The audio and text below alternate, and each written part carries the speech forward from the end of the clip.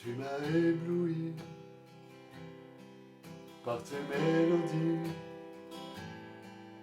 tu m'entoures d'un chemin d'amour, chant de délivrance devant mes ennemis, toutes mes craintes s'enfuient. Je ne suis plus esclave de la peur, je suis enfant de Dieu. Je ne suis plus esclave de la peur, je suis enfant de Dieu.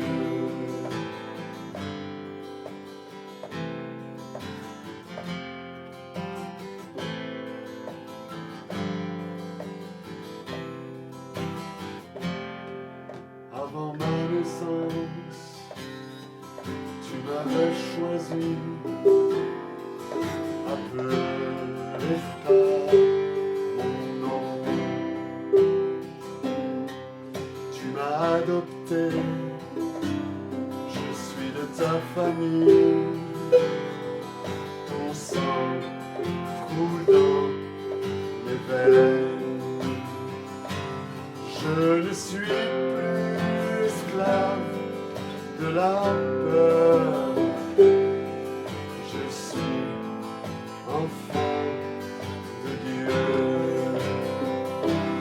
Je ne suis plus esclave de la peur, je suis enfant de Dieu. Je ne suis plus esclave de la peur, je suis enfant de Dieu.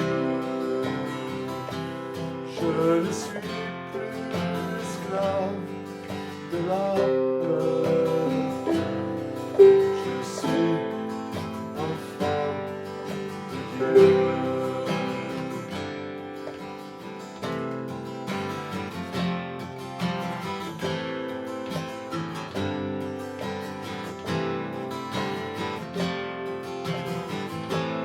Je suis entouré par les bras du Père. Je suis entouré de ces chants de délivrance. Il nous a libérés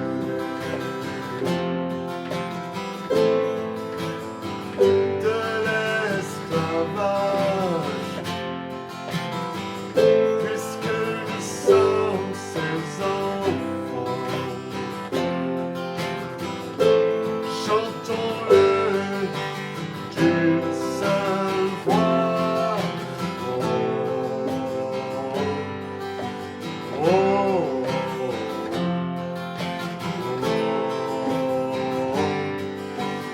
oh,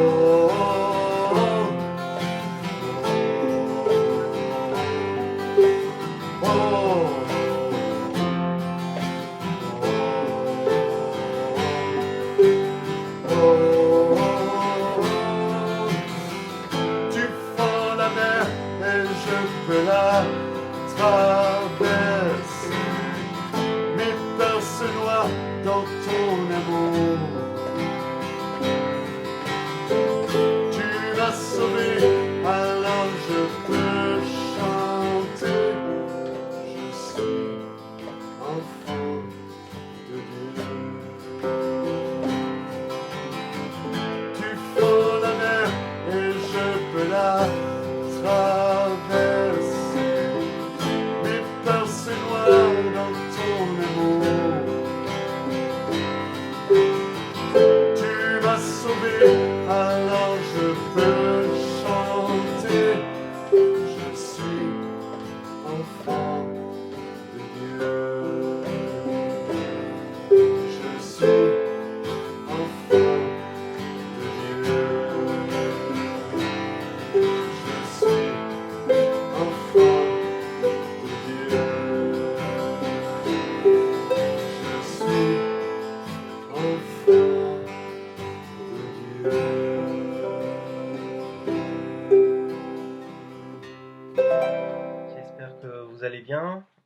je me répète, mais nous prions les uns pour les autres, nous prions pour chacun d'entre vous, nous prions que le Seigneur vous garde en bonne santé, vous protège, nous prions aussi pour cette nation, nous prions pour nos élus, nous prions pour les autorités sanitaires, médicales, qu'elles puissent aussi trouver auprès de Dieu le secours dont elles ont tant besoin.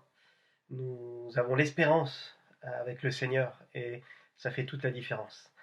Alors on va prier et puis ensuite on va ensemble continuer cette étude que j'ai démarrée il y a quelque temps sur chercher la face de Dieu.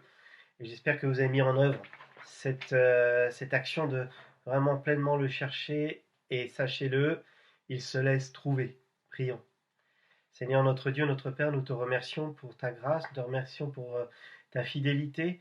Seigneur, et dans ce monde qui a tant besoin, Seigneur, je sais que tu es là, que tu tends la main, que tu ouvres tes bras et tu veux nous serrer contre toi.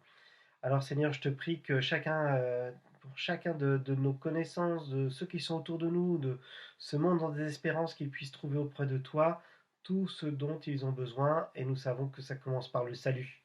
Alors Seigneur, manifeste-toi dans les cœurs et dans les vies. Je te remets aussi chacun et chacune de l'Église. Je te prie que tu les bénisses, que tu les protèges.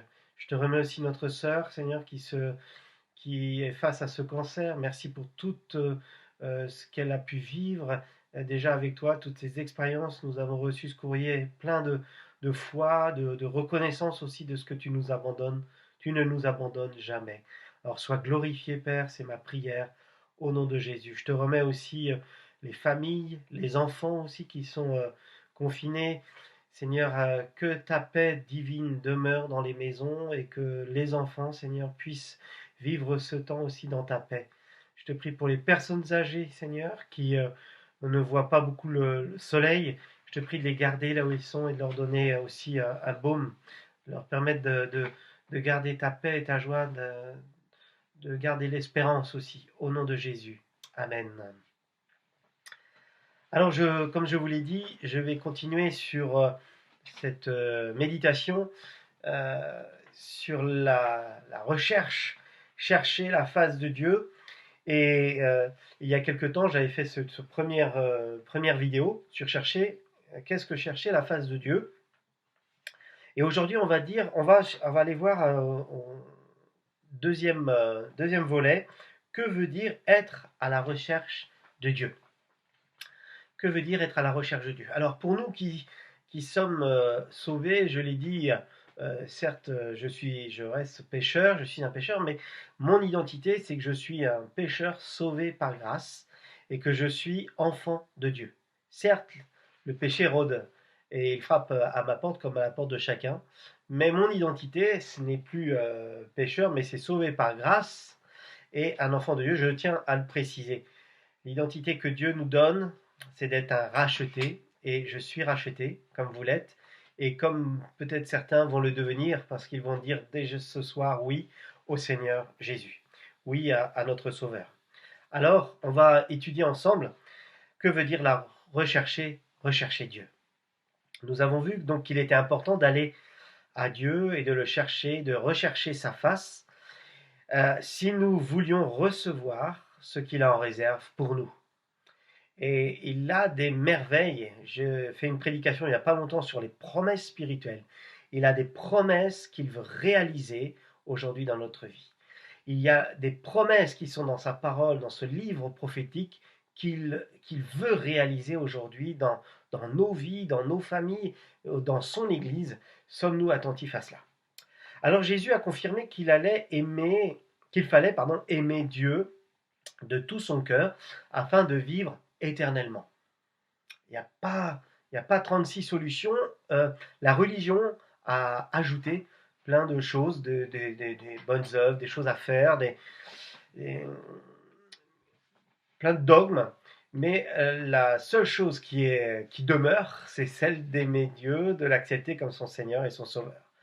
Et il n'y a qu'un seul accès, vous le connaissez bien, c'est Jésus qui nous donne accès auprès du Père.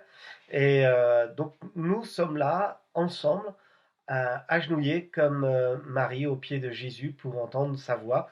Alors nous le faisons à travers sa parole et je commencerai par lire dans Luc 10 au verset 25 à 28. Un docteur de la loi se leva et dit à Jésus pour l'éprouver: Maître, que dois-je faire pour hériter la vie éternelle? Jésus lui dit: Qu'est-il écrit dans la loi? Qui lis-tu? Il répondit: Tu aimeras le Seigneur ton Dieu de tout ton cœur, de toute ton âme, de toute ta force et de toute ta pensée, et ton prochain comme toi-même. Tu as bien répondu, lui dit Jésus. Fais cela et tu vivras. Voilà le programme.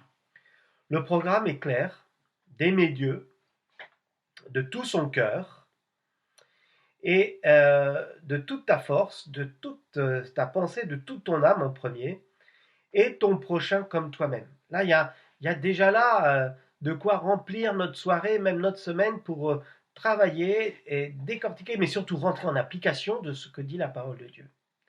D'aimer Dieu de tout son âme. Qu'est-ce que ça veut dire? Sont mes pensées, sont mes modes de réflexion. Est-ce que tout ça est empreint de l'amour de Dieu? On va plus loin avec aussi mes sentiments, avec ce que je ressens, avec mes émotions. Et de toute ta force, de toute ta pensée, et aussi ton prochain comme toi-même. Alors si moi-même, je ne suis pas au clair dans mon identité, dans ma façon de vivre, dans ma façon d'être avec les autres, mais aussi de m'aimer moi-même, ça va être compliqué de pouvoir entrer dans le schéma de Dieu.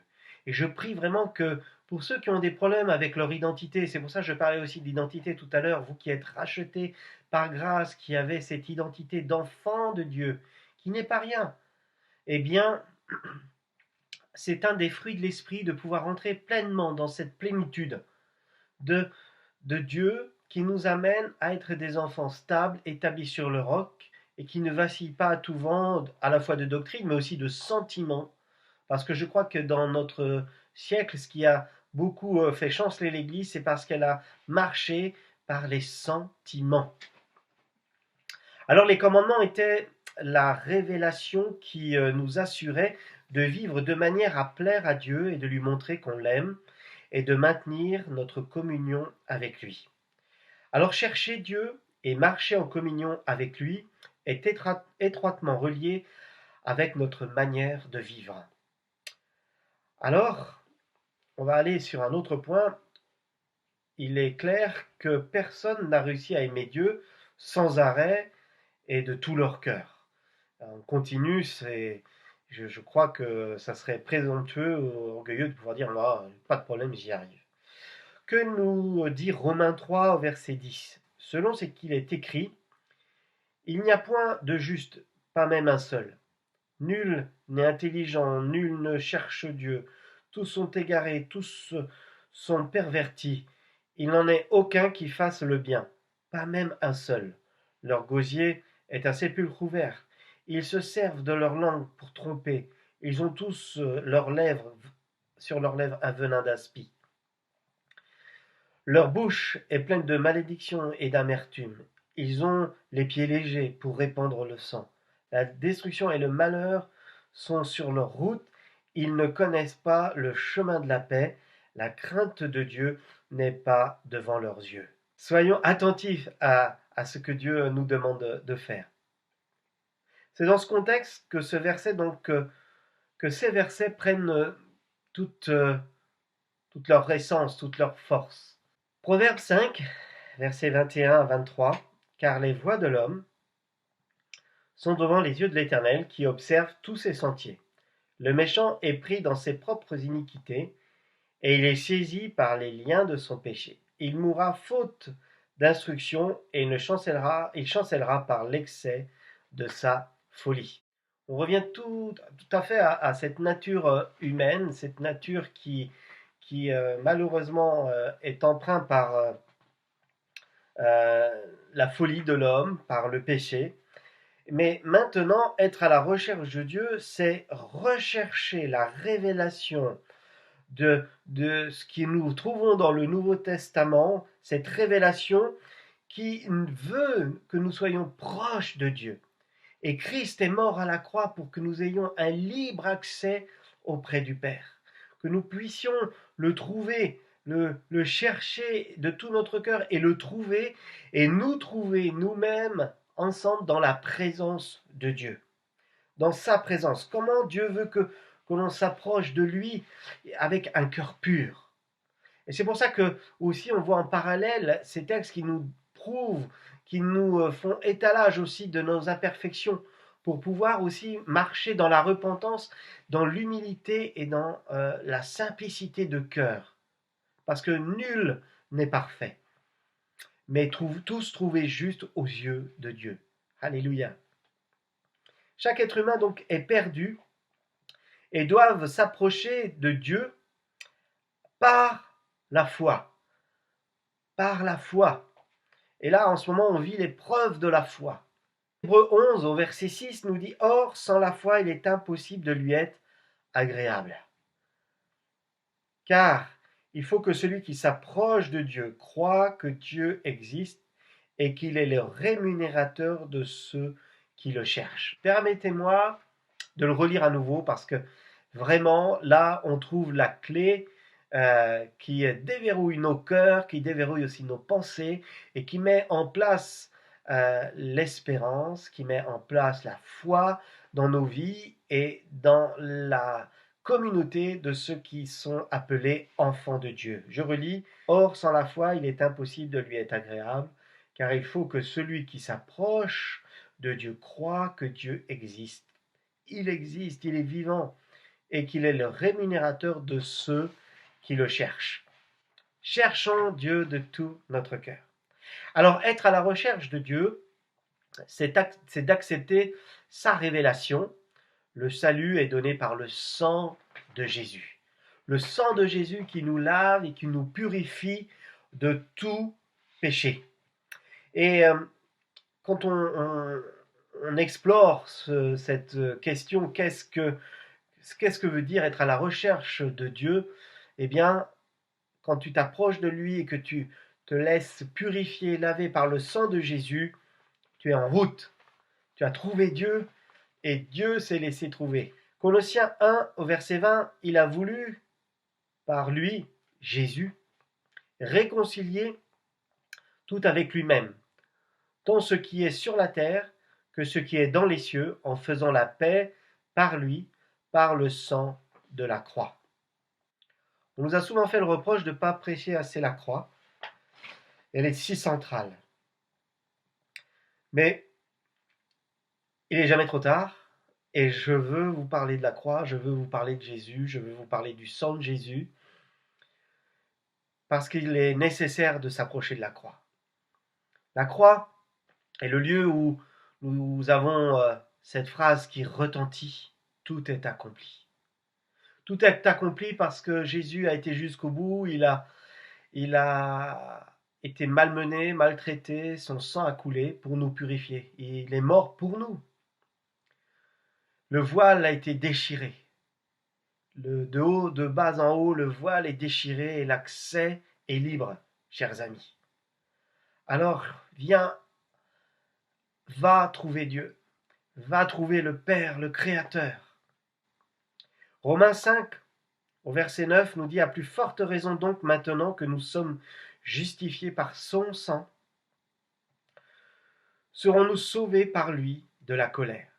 Car si lorsque nous étions ennemis, nous avons été réconciliés avec Dieu par la mort de son Fils, à plus forte raison, étant réconciliés, serons-nous sauvés par sa vie. » Alléluia. Et c'est une réalité, chers amis. Nous sommes sauvés, réconciliés par Jésus-Christ, par le sang qui a coulé à la croix, qui nous a pardonné, qui nous a justifiés de tout péché. Alors je crois que ça vaut le coup de s'approcher, de chercher Dieu pendant qu'il se trouve. Pour rechercher Dieu, un des premiers pas est de confesser que tu crois de tout ton cœur en l'œuvre du salut par Jésus-Christ. Pas par les œuvres, pas par le titre de l'Église, pas par tel ou tel ministère pastoral, prophétique, non, par Jésus-Christ. par l'œuvre du salut que Jésus-Christ nous a offert en se livrant lui-même à la croix. Acte 8, au verset 36. Comme ils continuaient leur chemin, ils rencontrèrent de l'eau. Et l'eunuque dit, « Voici de l'eau. Qu'est-ce qui t'empêche que je sois baptisé ?» Philippe lui dit, « Si tu crois de tout ton cœur, cela est possible. » L'eunuque répondit, « Je crois que Jésus-Christ est le Fils de Dieu. » Il fit arrêter le char. Philippe et l'eunuque descendit, tous deux, dans l'eau, et Philippe baptisa l'eunuque. Voilà le programme. Reconnaître sa nature pécheresse, croire au Seigneur Jésus, chercher Dieu de tout son cœur, le reconnaître comme le Seigneur, et tu es baptisé. Alors je prie qu'à EB Saint-Malo, lorsque nous allons pouvoir nous retrouver, eh bien Dieu nous envoie des hommes et des femmes qui vont dire « Oui, je crois, baptisez-moi. Oui, je crois au Seigneur Jésus-Christ, baptisez-moi. » Je prie que, même dans les temps de confinement, vous puissiez rencontrer des personnes. Et je crois que c'est un temps aussi favorable pour que les hommes et les femmes se posent des vraies bonnes questions de là où ils en sont, et qu'il est urgent de se remettre en question pour faire la paix avec Dieu. Et chers amis, saisissez ces opportunités pour apporter cette bonne nouvelle de Jésus-Christ, cette bonne nouvelle de Dieu qui a envoyé son Fils unique afin de venir nous sauver. Et qu'il est urgent de le chercher. Être à la recherche de Dieu, c'est de lui montrer qu'on l'aime en gardant aussi la parole de Jésus. Les paroles précieuses du Sauveur. Jean 14, au verset 23, nous dit « Jésus lui répondit, « Si quelqu'un m'aime, il gardera ma parole. Et mon Père l'aimera. Nous viendrons à lui et nous ferons notre demeure chez lui. » Je répète, parce que c'est une phrase qui n'est pas longue, mais qui a un impact spirituel, un impact fort pour celui qui le reçoit. Si quelqu'un m'aime, aime Jésus, et qu'il garde ma parole, et mon Père l'aimera. Si tu aimes Jésus et que tu gardes sa parole, Dieu le Père t'aimera. Dieu le Père aura un regard attentionné, aimant sur toi. Et là, ils viendront à toi. Jésus, le Père, viendront à toi. L'Esprit viendra à toi. Et il fera demeure en toi. Alors sommes-nous de ceux qui recherchent Dieu et qui croient de tout leur cœur, qui croient sans compromis, sans tiédeur, mais qui croient par la foi. Et c'est un grand défi de croire sans voir, mais c'est toute l'importance de cette marche avec Dieu. Cette marche avec le Seigneur, avec le Sauveur, c'est de croire qu'il est là et qu'il a tout accompli pour nous à la croix. Et il y a un grand avantage à cela, c'est que notre vie, elle est de passage. Nous sommes de passage sur cette terre. Et Dieu aujourd'hui nous prépare une place. Jésus nous prépare une place dans les lieux célestes. Et cela, on peut l'acquérir que par la foi en Jésus-Christ et de croire que Dieu est là pour toi, pour moi, pour nous. Les promesses de la nouvelle alliance donc sont pour ceux qui suivent Jésus-Christ. Suis-tu Jésus-Christ? Et je terminerai avec un dernier passage qui se trouve dans Jean 10, au verset 26. Mais juste avant, j'aimerais vous rappeler que nous sommes là, peut-être séparés, l'Église, par quelques mètres, kilomètres, mais ensemble, nous pouvons nous porter les uns les autres dans la prière, pour qu'aucun ne chancelle, pour que tous nous puissions rester fermes, ancrés sur le roc. Et ça, c'est notre responsabilité à tous, que personne ne devienne, euh, j'ai envie de dire, mou ou tiède, mais que tous nous soyons bouillants pour Dieu. Parce que croire en Dieu, nous savons ce que ça veut dire. Nous croyons vraiment que Dieu est le rémunérateur de nos vies, qu'il est celui qui a désiré au plus profond de lui nous sauver, nous racheter, et qui a envoyé son Fils unique à la croix pour chacun de nous, où le sang a coulé pour nous purifier de tout péché.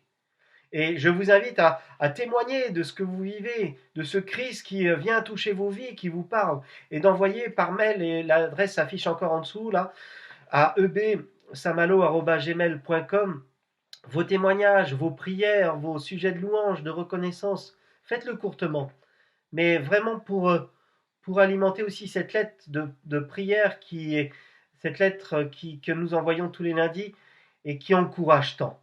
Alors, je vous en prie, faites-le, utilisez-le. Et puis, je vous invite après à nous rejoindre aussi sur la vidéo conférence que nous avons donc tous les mardis soirs à partir de 21h, ce pendant 40 minutes, où nous pouvons aussi nous retrouver, et nous sommes de plus en plus nombreux, où nous passons aussi un temps dans la prière et dans l'encouragement. Alors, venez participer, puis venez nous partager un verset, une parole de foi, une parole d'encouragement qui fera du bien, qui nous fera du bien. Alors, on le fait avec certains réseaux sociaux qui sont à notre disposition. Je sais que pour certains, c'est peut-être compliqué, et peut-être certains ont des craintes aussi au niveau de la sécurité, mais dès qu'on va sur Internet, rien n'est sécurisé à 100%. Mais nous prions aussi que là, tout se passe bien. Alors, je vais terminer avec ce passage dans Jean 10 au verset 26. Mais vous ne croyez pas, parce que vous n'êtes pas de mes brebis. Ça, c'est une interpellation. Mes brebis entendent ma voix, je les connais, et elles me suivent. Je leur donne la vie éternelle, et elles ne périront jamais, et personne ne les ravira de ma main. Mon Père, qui me les a donnés, est le plus grand de tout que tous, et personne ne peut les ravir de la main de mon Père. Moi et le Père, nous sommes un. Personne ne peut vous ravir de la main de Dieu à partir du moment où vous avez cherché Dieu, que vous avez dit oui et que vous êtes engagé avec lui comme lui est engagé avec vous. Alors, chers frères et sœurs, je vous dis à bientôt. Mais je vous donne rendez-vous avec foi, avec espérance que ces paroles, vous les vivez, que ces paroles vont avoir un effet, un impact dans vos vies, parce que c'est la parole de Dieu, et nous la chérissons, nous la gardons, et nous demandons au Seigneur Jésus et au Saint-Esprit qui viennent nous révéler tout l'amour et la grandeur du Père. Que Dieu vous bénisse et vous garde. Je vous embrasse. À bientôt.